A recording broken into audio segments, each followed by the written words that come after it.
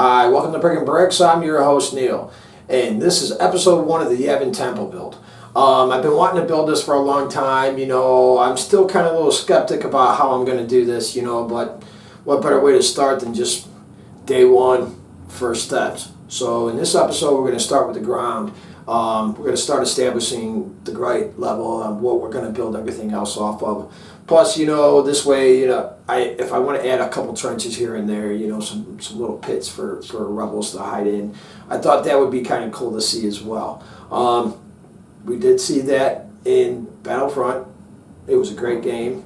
Some other influences for this build will be, of course, Rebels and A New Hope. And, who can forget the best of all of that? It's Rogue One. It was just a great movie, in my opinion. I really loved how it went off. But before we get into that, let's talk about May. It's Star Wars month. A lot happens in May. I'm excited about it. I went to the Lego store on May 4th to pick up a bunch of the freebies that you get with a certain dollar purchase. It's a great way to army build, and of course you can see what I picked up here right behind me.